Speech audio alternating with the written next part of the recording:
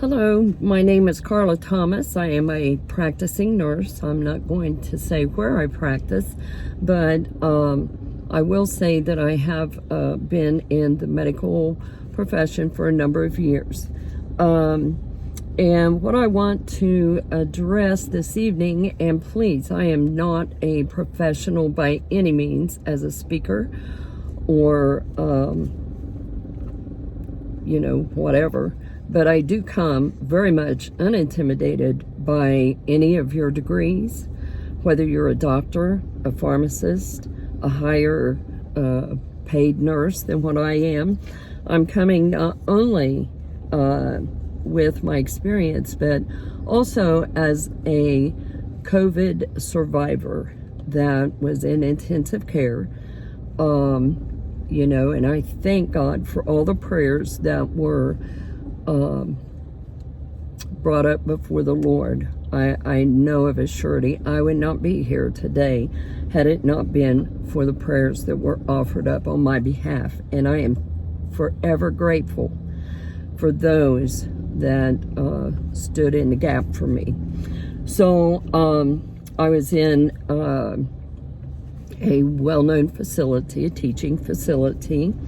I'm not even going to mention where I'm from. I'm not going to mention, the church that I go to. I'm not going to mention anything as far as all that. I'm going to stand on my own 2 feet and proclaim some things that have been grossly thrown out the window with this COVID deal. So in the nursing profession, in the medical profession, we have standards of care, and, we call them protocols, and I'll just read this to you.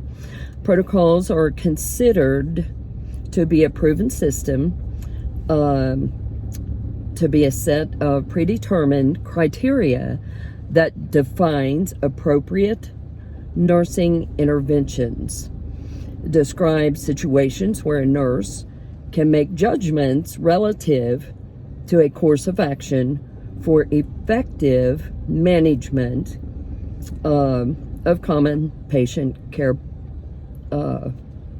problems. Nursing protocols are so important that if you are treating a certain diagnosis, you can be taken to court for breaking nursing protocols. That's how important these protocols are. So standards of care, okay, even without the word COVID in front of COVID pneumonia or, pneumonia, even without COVID, nursing standards for pneumonia are we would want to hydrate that person. Now, when you hydrate, I'm talking about intake of fluids. I'm talking about whether they're taking it by mouth or if they are taking it from an IV intravenously. So we do that, and it thins the secretion so that they can cough up anything that, might be accumulating in the lung.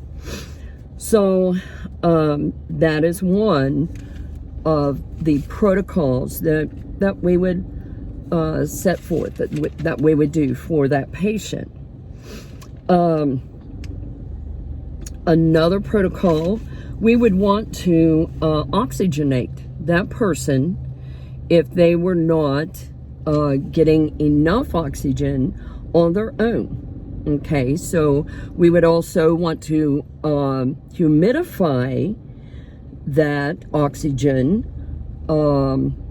if it's an increased, especially, or if their nose is bleeding, or, so on and so forth. So there's different things that you can do even with the oxygen. We would also want to make sure that they are taking deep breaths and exercises. We call cough, deep breathing and cough exercises, or what you should do if they're in the hospital is give them an incentive spirometer. Now this has a hose on it, and you're going to take in 10 deep breaths every hour, okay, so that your lungs are, being aerated. You're expanding those lungs and getting 10 good deep breaths. Now, I'm sure you've seen online, since this COVID thing has come about, different people that have shown, okay, you can do the pursed lips, take in a deep breath, and then take a lot longer to breathe it out.